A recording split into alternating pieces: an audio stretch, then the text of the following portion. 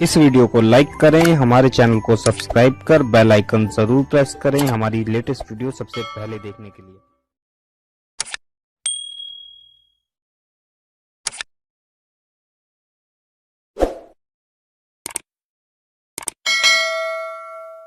और नमाज तर्क करने वालों का हाल क्या है। आइए, एक हदीस मुबारक बड़ी तवील है, गुंजाइश रही तो मैं उसके मफहूम को मुकम्मल तौर पर आपकी खिदमत में पेश करने की कोशिश करूंगा। अल्लाह के हबीब गैब दा नबी सल्लल्लाहु अलैहि वसल्लम फरमाते हैं, जो नमाज तर्क कर दे अल्लाह उसकी उम्र से बरकत को उठा लेता है।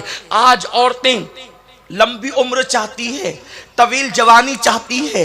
हर औरत को ये तमन्ना है कि मेरी उम्र लंबी हो, लेकिन अल्लाह के हबीब फरमा रहे हैं, और सुनो, ये किसी मौलवी का कौल नहीं ताकि तुम उसमें शक कर सको, ये किसी लीडर का कौल नहीं कि तुम उसका मजाक उड़ा सको, ये किसी खतीब का कौल नहीं कि तुम उसके अंदर कीड़े निकाल सको। ये अल्लाह के हबीब का फरमान है। हुजूर अपनी जबान से जो कह दें, कायनात का निजाम दरहम बरहम हो सकता है। आने वाली क़यामत को लोग आने वाली क़यामत टल सकती है, लेकिन हुजूर का फरमान नहीं टल सकता। मेरे आका सल्लल्लाहु अलैहि वसल्लम के प्यारे दीवानों, अंदाजा फरमाए, लोग क़यामत की पेशिन गोइयां करते हैं, लेकिन लोगों की पेशिन गोइयों की हकीकत क्या है। आका जो फरमा दे, तुम्हारे मुंह से जो निकली वो बात होके रही। अल्लाह के हबीब सल्लल्लाहु अलैहि वसल्लम फरमाते हैं, जो नमाज को तर्क करते हैं अल्लाह उनकी उम्र में कटौती करता है, उनकी उम्र से बरकत को उठा लेता है। अब आपसे पूछना चाहता हूं, अगर डॉक्टर कहे ये ग़िज़ा नहीं बल्कि ये ग़िज़ा इस्तेमाल करो ताकि तुम्हारी उम्र बढ़ जाएगी, तुम तंदुरुस्त रहोगी, तुम तवाना रहोगी, तो नादानो तुम उस पर अमल करती हो, हालांकि डॉक्टर की बात की कोई गारंटी नहीं। याद रखना, जिसकी उम्र अल्लाह घटा दे उसकी उम्र को एक सेकंड कोई नहीं बढ़ा सकता, लेकिन गैब दा नबी सल्लल्लाहु अलैहि वसल्लम फरमा रहे हैं, नमाज छोड़ने वालों की उम्र घटा दी जाती है, उम्र से बरकत उठा ली जाती है। उसके बाद मेरे आका मुस्तफ़ा जान रहमत सल्लल्लाहु अलैहि वसल्लम फरमाते हैं, नमाज छोड़ने वालों के चेहरे से नूरानियत छीन ली जाती है। आज ख़वातीन जो है खूबसूरत कहलाने के लिए कभी ब्यूटी पार्लर के चक्कर लगाती है, मेकअप का सामान हजारों रुपए में खरीद करके लाती हैं। आज अल्लाह अकबर, मेकअप पर इतनी तवज्जो दी जा रही है, इंसान खाने पर जितनी तवज्जो नहीं देता उससे ज्यादा तवज्जो मेकअप पर देता है। लेकिन मैं बड़ी जिम्मेदारी के साथ कौम की नौजवान बेटियों से भी कहना चाहता हूं, ख़वातीन इस्लाम को भी कहना चाहता हूं, ब्यूटी पार्लर में जाकर अपने चेहरों को बनाने वालियों, खूबसूरती की तरफ जाने वालियों, याद रखना, पाउडर हो या क्रीम हो या सुर्खी हो, ये चंद लम्हे की रोशनी, ये चंद लम्हे का मेकअप, जब आपने चेहरा धोया तो सारा के सारा बह गया। सैकड़ों रुपए खर्च करने के बाद भी 2-4 घंटे भी चेहरे पर आपका मेकअप सलामत नहीं रह सकता। अल्लाह अकबर। और फिर हाल ये है, कोई अबरू बना रही है, कोई बाल कटवा रही है और अपने लिए जहन्नम का सामान कर रही है, कोई मर्दों के पास जा करके वहां चेहरे बना रही है। नादानो सुनो, ये मसनवी चेहरे तुम्हें कभी भी खूबसूरत नहीं बना सकते। खूबसूरती का राज मुस्तफा जान रहमत ने अता फरमाया।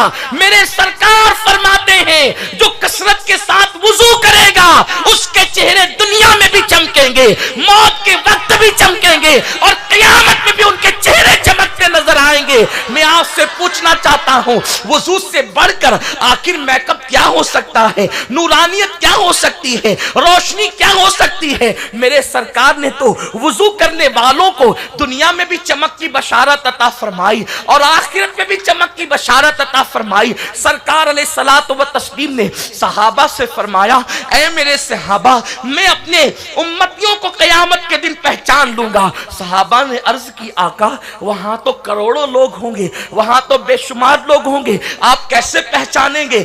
मेरे आका फरमाते हैं, ये बताओ, अगर काले घोड़ों में सफेद घोड़ों को खड़ा कर दिया जाए तो सफेद घोड़ों का मालिक क्या अपने घोड़ों को न पहचानेगा। सहाबा ने कहा, क्यों नहीं या रसूल अल्लाह। आका अल्लाह फरमाते हैं क़यामत के दिन नमाज पढ़ने वाले जो वुजू करते होंगे उनकी आज़ाए वुजू 14वीं रात के चांद के मानिंद चमकते होंगे। मैं उनकी चमक को देख करके पहचान लूंगा। ऐ खातूने जन्नत की कनीजों, कितना बड़ा अलमिया है। हमने पैसे खर्च करके अपने चेहरे बनाए, लेकिन आपको बताऊं ये मसनवी चेहरे और मसनवी मेकअप वक्त से पहले औरतों को बूढ़ा कर देता है, इसलिए कि इसमें ऐसी दवाइयां, ऐसे केमिकल और ऐसी चीजें होती हैं वक्त से पहले चेहरे पे झुर्रियां पड़ने लगती है। जवानी में ही चेहरा बूढ़ा नजर आने लगता है। ये 4 दिन की चांदनी और फिर हमेशा की तारीकी मोल मत लो। ये 4 दिन की चांदनी फिर हमेशा का अंधेरा मोल मत लो। अगर चेहरे को चमकाना है नमाज की पाबंदी करो। हुजूर तो फरमाते हैं, कुरान कहता है तराहुम रुक्अन सुज्जदा यबतगूना फदलन मिनल्लाहि व रिदवाना सीमाहुम फी वजूहिहिम मिन असरी सुजूद। अल्लाह का कुरान कह रहा है जो अल्लाह के लिए रुकू और सुजूद करते हैं, अल्लाह सजदों की बरकत से उनके चेहरों को चमका देता है, उनके चेहरों को रानाइयां अता करता है। साबुन का इजाद तो अभी हुआ है, हुजूर के पर्दा फरमाने के बाद हुआ है। सहाबा के दौर में तो साबुन भी नहीं था, सैयदा फातिमा के दौर में तो साबुन भी नहीं था। लोग अगर चर्बी वाला खाना खा लेते तो लोग अपने तलवों से उस चर्बी को साफ करते, अपने सर और अपने दाढ़ी पर उसको साफ करते, मिट्टी से हाथ धुलते। लोग मिट्टी, अल्लाह अकबर, चर्बी दूर करने के लिए यूं मिट्टी का सहारा लेते। हजरत सैयदा उम्मे सलमा खुद कहती है हुजूर अलैहिस्सलातु व तस्लीम जब कभी जो है वो हाजत से बाहर तशरीफ लाते और मेरे आका अलैहिस्सलातु व तस्लीम क़ज़ाए हाजत से जब बाहर आते तो सरकार दीवार पे हाथ मलते। फरमाती मैं अभी भी तसव्वुर में हुजूर को देख रही हूँ कि हुजूर बाहर तशरीफ लाकर दीवार से हाथ मल रहे हैं। पता चला साबुन का तसव्वुर उस वक्त नहीं था, लेकिन वो क्या चीज़ थी कि सहाबा के बारे में कुरान कहता है सीमाहुम फी वजूहिहिम मिन असरी सुजूद। आप मुझे बताएं, अगर साबुन चेहरे चमकाता तो ये चेहरे सूने सूने क्यों नजर आते हैं? ये चेहरे बेरौनक क्यों नजर आते हैं? ये चेहरे बेनूर क्यों नजर आते हैं? सफेद चमड़ी का नाम नूरानियत नहीं है, सफेद चमड़ी का नाम हुस्न नहीं है, इसलिए कि अंग्रेजों की चमड़ियां तो सफेद होती है लेकिन चेहरे देख करके घिन आती है। अल्लाह अल्लाह, बिलाल के चेहरे पर वो क्या रानाई थी कि जन्नत की हूरें तमन्ना करती थी कि बिलाल के हुस्न की खैरात हमें मिल जाए। वो रानाई किस चीज का नाम थी? तो पता चला साबुन और मेकअप इंसान के चेहरे को वो रानाई नहीं दे सकते जो अल्लाह की इबादत अता करती है, जो सुजूद अता करते हैं। आज बच्चियां खूबसूरत बनने की दौड़ के अंदर लगी हुई है। अगर टीवी पर इश्तिहार आ जाए कि फला क्रीम नया निकला है, इसको 8 दिन इस्तेमाल करो तो चेहरा सफेद हो जाएगा, चेहरा खूबसूरत हो जाएगा, ये लगाओ तो चेहरा खूबसूरत हो जाएगा, तो लोग उसके लिए हजारों रुपए खर्च करते हैं। लेकिन अल्लाह अकबर, अल्लाह के कुरान ने कहा सीमाहुम फी वजूहिहिम मिन असरी सुजूद, सुजूद की बरकत से चेहरे चमकते हैं। ऐ खातूने जन्नत की कनीजों, अपनी फिक्र को बदलना होगा। मजहब इस्लाम ने तुम्हें कहीं भी यतीम नहीं छोड़ा, मजहब इस्लाम ने कहीं भी तुम्हें बेसहारा नहीं छोड़ा। तुम मजहब से दूर होते जा रहे हो, मजहब से दूर मत जाओ। जो मजहब से दूर जाते हैं वो हलाक कर दिए जाते हैं, वो तबाह बर्बाद कर दिए जाते हैं। ऐ खातूने जन्नत की कनीजों, आओ अपने मजहब की तरफ, आओ अपने दीन की तरफ। नमाजों में कोताही करने वाली खवातीन सुन ले, अल्लाह के हबीब फरमाते हैं उनके चेहरे से नूर छीन लिया जाता है जिनके चेहरे से अल्लाह नूर छीन ले। ब्यूटी पार्लर उसके चेहरे को मुनव्वर कैसे कर सकता है? नुमाइशी हुस्न उसके चेहरे को रानाइयां कैसे दे सकता है? ऐ खातूने जन्नत की कनीजों, उसके बाद अल्लाह के हबीब मुस्तफ़ा करीम रऊफुर रहीम सल्लल्लाहु अलैहि वसल्लम इरशाद फरमाते हैं, जब कोई औरत नमाज पढ़ना तर्क कर दे, जब कोई मर्द नमाज पढ़ना तर्क कर दे, तो उसके काम लोगों की नजर में मकबूज हो जाते हैं, यानी लोग उसके कामों से नफरत करते हैं। आज हर घर में सास बहू का झगड़ा है, ननद और भावज का झगड़ा है, मियाँ बीवी का झगड़ा है, और आप जब झगड़े को लेकर के बैठो, उसकी पूरी तफसील सुनो, तो ऐसा लगता है कि झगड़े बेबुनियाद है। लेकिन घरों में आग लगी हुई है, तलाक की शराब बढ़ती जा रही है, घर घर तलाक, घर घर तबाही, घर घर बर्बादी। मैं कहता हूं ये आग जो लगी है वो सिर्फ बेनमाजीपन की बुनियाद पर। अल्लाह के हबीब ने पूरी सर्वे रिपोर्ट पेश कर दिया कि जब नमाज को तर्क करोगे तो लोग तुम्हारे काम से नफरत करेंगे। सास बहू से चिढ़ती क्यों है? उसके कामों से नफरत है। ननन भावत से चिढ़ती क्यों है? उसके कामों से नफरत है। शौहर बीवी से चिढ़ता क्यों है? उसके कामों से नफरत है। बीवी शौहर से चिढ़ती क्यों है? उसके कामों से नफरत है। और काम से नफरत क्यों पैदा होती है? अल्लाह के हबीब फरमाते जो नमाज छोड़ दे लोग उसके कामों से नफरत करते। हालांकि बेचारी लड़की सोचती है कि मैं शौहर को राजी कर लूं, सास को राजी कर लूं, नंदों को राजी कर लूं, देवरों को राजी कर लूं, जिठानियों को राजी कर लूं। कैसे राजी करोगी? नमाज छोड़ दी, हुजूर फरमाते लोग तेरे काम से नफरत करेंगे। और अगर नमाज पढ़ेगी तो तुझसे गलती भी हो जाए तो तेरी गलतियां भी लोगों को प्यारी लगेगी, खताएं भी लोगों को कभी कभी अच्छी लगने लगती है, इसलिए कि कुर्बान जाए मेरे आका फरमाते हैं लोगों के दिल अल्लाह के दस्ते कुदरत में, बल्कि यहां तक फरमाया अल्लाह की दो उंगलियों के दरमियान है। अल्लाह की उंगलियां हमारी तरह नहीं है, वो उंगलियों से पाक है, जिस्म जिस्मानियात से पाक है।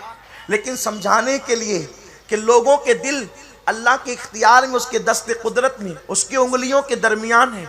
वो जिसके लिए चाहे मोहब्बत पैदा कर दे, जिसके लिए चाहे नफरत पैदा कर दे। अब आप मुझे बताएं, अल्लाह की इबादत छोड़ोगी तो तुम्हारे लिए नफरतों के बीज बोए जाएंगे, तुम्हारे लिए नफरतें पैदा होगी। घर घर नफरत कदा बना हुआ है।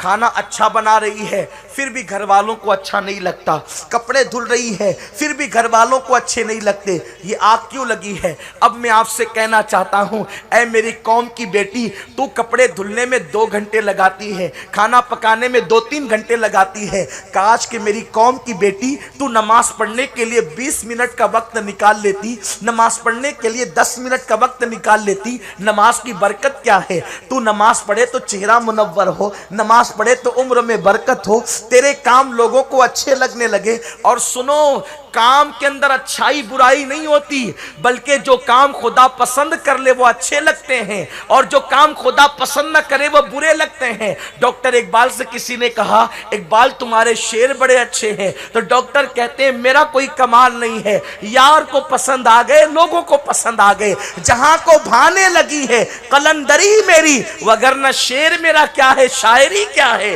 बात यह है जब वो पसंद कर लेता है तो टाट का पेवन भी हसीन लगता है, और जब वो नापसंद करता है तो मखमल को भी उतार के फेंक दिया जाता है।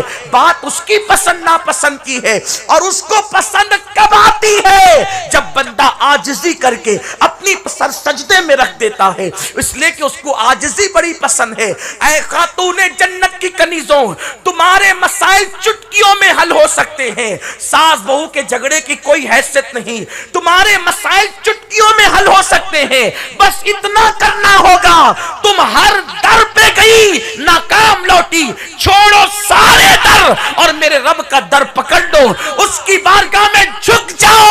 उसकी बारगाह में झुकने वाला कभी जलील नहीं होता। मेरे आका इरशाद फरमाते हैं, जब कोई बंदा अल्लाह की बारगाह में सजदा रेज होता है तो अल्लाह फरिश्तों से कहता है, फरिश्तों देखो सबको छोड़कर मेरे यहां आ गए हैं, मुझे अपनी इज्जत की कसम, जो सर मेरी बारगाह में झुकेगा मैं उसको कभी जलील होने नहीं दूंगा, मैं उसको बुलंदी ही अता करूंगा। इसीलिए आका फरमाते हैं, अस्सलातु मेराजुल मोमिनीन, नमाज मोमिनों की मेराज, उरूज पर ले जाती है नमाज।